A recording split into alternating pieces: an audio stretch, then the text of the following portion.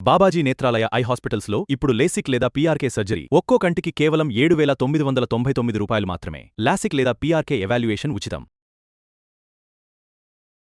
అమ్మ నమస్తే. నమస్తే అమ్మా జయలక్ష్మి. జయలక్ష్మి చక్కగా చెప్పారు. అదే నాకు ఫుల్ నేమ్ పిలవడం ఇష్టం అమ్మా. మా అబ్బా. పిల్లల్ని కూడా నేను ఫుల్ నేమ్ పిలుస్తా. అవునా? ఇన్నాళ్ళు జయ అనే అనుకున్నాను.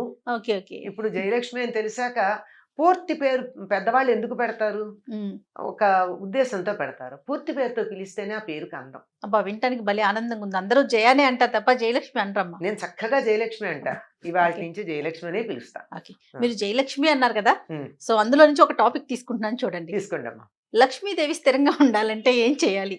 అది ఎంత బాగా అడిగారమ్మా. లక్ష్మీదేవికి చెంచల అని పేరు. ఉమ్, చెంచలాయ నమః పాదవ పూజయామి, చపలాయ నమః జానుని పూజయామి అని ఆవిడ పూజిస్తాం. ఆ, ఆవిడ చెంచలగా ఉండడమే సరైనటువంటి లక్షణం లక్ష్మికి. అంటే స్థిరంగా ఉండకపోవడమే. స్థిరంగా ఉంటే ఏమవుతుందమ్మా? కదలకుండా ఉంటే స్టాగ్నేట్ అవుతుంది, మురిగిపోతుంది. ఓ ఇప్పుడు అక్కడ ఉంది ఉమ్, మనకి స్విస్ బ్యాంక్ లో మన వాళ్ళకి చాలా మందికి డబ్బు ఉంది. ఆ, ఏమైంది? అలానే ఉంది. ఎవరికి ఉపయోగపడింది?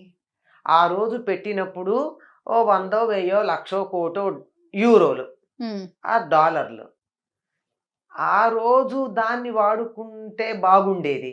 ఇప్పుడు దాని విలువ ఏమైనట్టు? ఏదో యూరో విలువ పెరిగింది అంటారేమో, కానీ ఆ రోజు బంగారం కొనుక్కుని ఉంటే నాకు ఇంత విలువ వచ్చి ఉండేది. ఉమ్, ఇవాళ అంతే ఉంటే ఏం పెరిగింది? ఆ రోజు నేను పొలం కొనుక్కుని ఉంటే బొళ్ళు తిని ఉండేదాన్ని, 10 మందికి పెట్టేదాన్ని. దానివల్ల ఇప్పుడు నాకేమిటి లాభం?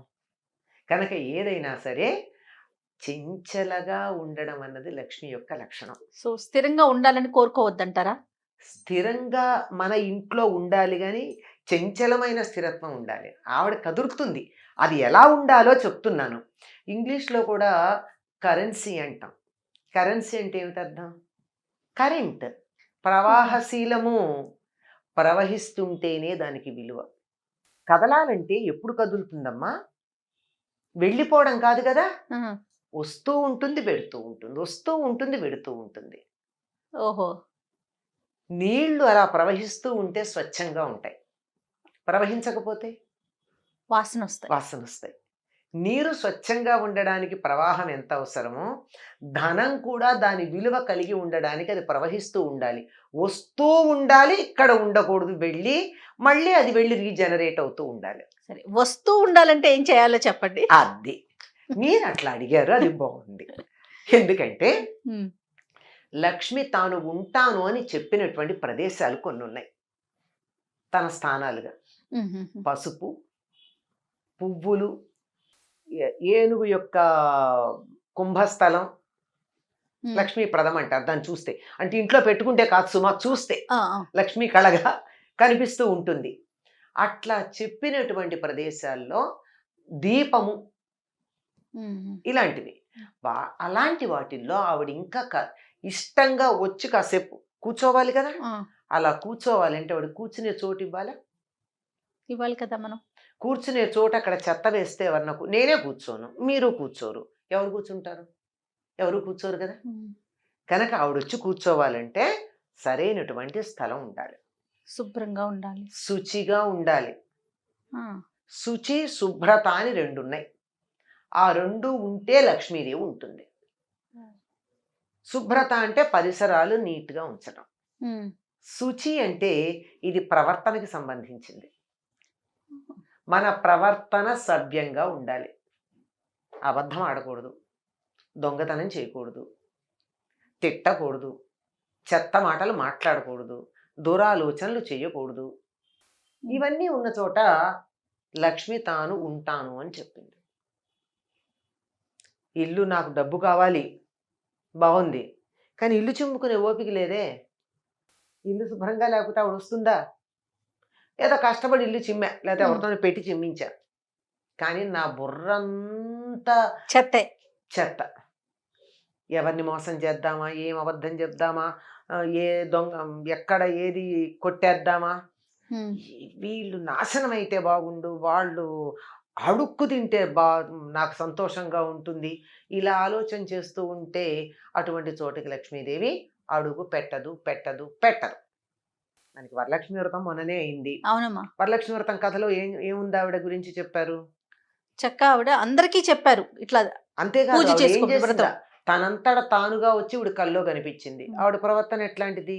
అత్తమామల్ని సజావైన ప్రేమగా ప్రవర్తన. చూసుకుంటూ, గయ్యాళి కాక, హితంగా, మితంగా మాట్లాడుతూ, ఉన్నంతలో సంతృప్తిగా చిరునవ్వులను చిందిస్తూ ఉండేది. ఉమ్. ఇది ఉంటే చాలు కదా! మనం అంటూ ఉంటాం కొంతమందిని చూసి, "బా! ఆ మొహంలో లక్ష్మీ కళ ఉట్టిపడుతోందండి" అంటాం. లక్ష్మీ కళ ఉట్టిపడుతోందంటే అందంగా ఉన్నారనా? వాళ్ళేం పెద్ద అందంగా ఏమి ఉండరు. లెక్క ప్రకారం చూస్తే పెద్ద కళ్ళు కావు, కోటేరేసిన ముక్కు కాదు, మంచి రంగు కాదు, ఏమీ కాదు. కానీ చూడంగానే ఇంకా ఇంకా ఇంకా చూడాలనిపిస్తుంది. ఈల వేసి గోల చేద్దాం అనిపించదు గానీ, చెయ్యెత్తి దండం పెడదాం అనిపిస్తుంది ఆ ముఖం చూస్తే. ఆ. అటువంటి దానికి లక్ష్మీ కళ అంటారు. ఎందుకుంటుంది? వాళ్ళ మనసు బాగుంది గనక. లక్ష్మి స్థిరంగా ఉండాలంటే చాలా మామూలు ఇవన్నీ కాస్త వేగ్గా అనిపిస్తే మామూలుగా ఒక ఫార్ములా లాగా చెప్పాలి అంటే, సూర్యోదయానికన్నా ముందు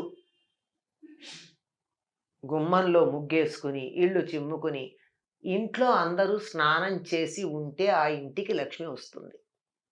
ఆలోచించండి ఎంతమందికి వీలవుతుందో. అది. సూర్యోదయం తర్వాత మంచాల మీద మనుషులు కనపడితే, ఇప్పుడు మన పని లేదులే ఇక్కడ అని అలా ఆవిడ వెళ్ళిపోతుందట. గుమ్మం దాకా వచ్చి కూడా. ఆ లోపలే అందరూ మెలకువ తెచ్చుకోవాలి. పాచి బట్టలు, పాత బట్టల మూటలు, చెత్త, బూజు, దుమ్ము ఉన్న చోట లక్ష్మీదేవి అడుగు పెట్టను అని చెప్పింది. సాలీడును కూడా స్త్రీ అంటారు. అయినా సరే ఆవిడ సాలీడు ఉంటే ఆవిడ ఉండదు. ఉండదు. బూజులు వేలాడుతున్న ఇంట్లో, పాచి ఉన్న ఇంట్లో ఉండదు. స్పష్టంగా చెప్తుంది. విప్పిన బట్టలు దరిద్ర హేతువులు. మనకి ఒక జానపద గేయం ఉంటుందమ్మా. ఇంట్లో ఆడవాళ్ళు పాడుకుంటారు, ఆడవాళ్ళు పాడేది. లక్ష్మీ జ్యేష్ఠ సంవాదం అది. అక్క చెల్లెళ్ళు. ధర్మరాజు యూదంలో ఓడిపోయాడు, అరణ్యవాసానికి వెళ్ళాలి, సంపదలన్నీ వదిలేసి అంటే జ్యేష్ఠాదేవి బాధపడుతుంది. ఆయన దగ్గరికి ఎట్లా వెడతాను, నేను వెళ్ళగలిగిన లక్షణం ఒక్కటి లేదు ఆయన దగ్గర ఉంటుంది జ్యేష్ఠాదేవి. కట్టి విప్పిన బట్ట కట్టడే రాజు, ఆడి విడిచిన నీరు ఆడడే రాజు. ఎట్లా పెడతానమ్మా నేను? ఒకసారి కట్టుకున్న బట్ట మళ్ళీ కట్టుకోడు, ఆయన దగ్గరికి ఎట్లా పెడతాను? ఒకసారి కట్టుకుని విప్పిన బట్ట దాంట్లో జ్యేష్ఠాదేవి ఉంటుంది, అంటే మలినం ఉంటుంది కదా. అవును. అందుకని ఆయన ఎప్పుడు అట్లా ఉండడుగా, శుచిగా ఉంటాడు కదా, నేను ఎలా పెడతాను ఆయన దగ్గరికి? ఆడి విడిచిన నీరు ఆడడే రాజు. ఒకళ్ళు స్నానం చేసి వదిలిపెట్టిన నీళ్లు మళ్ళీ స్నానం చేయడం. అంటే మన వాళ్ళు మీకు గుర్తుందో లేదో, ఇంట్లో చెప్తారు, ఒక పూర్వకాలం 10 మంది ఉన్న కుటుంబాల్లో ఒకళ్ళ తర్వాత ఒకళ్ళు స్నానాలు చేస్తూ ఉంటే, ఒకళ్ళు స్నానం చేశాక మిగిలిన నీళ్లు పారబోసేస్తారు తప్ప అందులో ఇంకోళ్ళు ఉన్నాయి కదా అని వాడరు. ఒకళ్ళు స్నానం చేసి వదిలిన నీళ్ళని ఇంకోళ్ళు స్నానం చేయకూడదు, అది దరిద్రం. ఇలాంటివి ఏవైతే ఉన్నాయో ఇవన్నీ చాలా చెప్తాయి. చేటలో పళ్ళను చెరపడే రాజు, ఇలాంటివి చెప్తుందంటే. అంటే పాపం లక్ష్మీదేవి కూడా ఉంటుంది.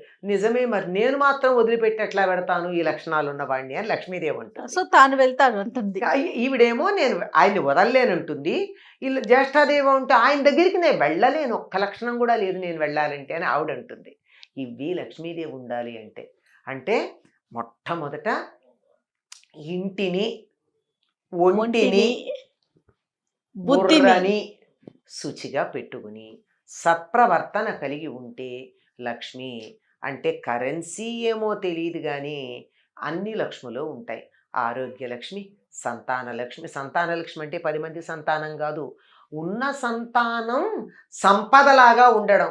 4 కొడుకులు 4 దేశాల్లో ఉండి ఎవరో ఈడ్చి పారేసే పరిస్థితి ఉంటే సంతాన లక్ష్మి ఉన్నట్ట కాదు కదా. అవునమ్మా. సంతానం వేరు, సంతాన లక్ష్మి వేరు. లక్ష్మి వేరు కదా. ఇలా అన్నీ కూడా లక్ష్ములు ఏది మనం కావాలని కోరుకుంటామో అటువంటి సంపదలన్నీ ఇటువంటి సత్ప్రవర్తన కలిగినటువంటి చోట ఉంటాయి. మరి లక్ష్మి కావాలంటే ఎట్లా ఉండాలి? ఖచ్చితంగా శుచిగా శుభ్రంగా ఉండాలి. నోరు కూడా బాగుండాలి. అది మనుషులమే కాదు, నోరు కూడా. నోరు బాగుండాలి, మంచి మాటలు రావాలి నోట్లో నుంచి. అద్భుతం అమ్మా. Thank you. నమస్తే. నమస్తే అమ్మా.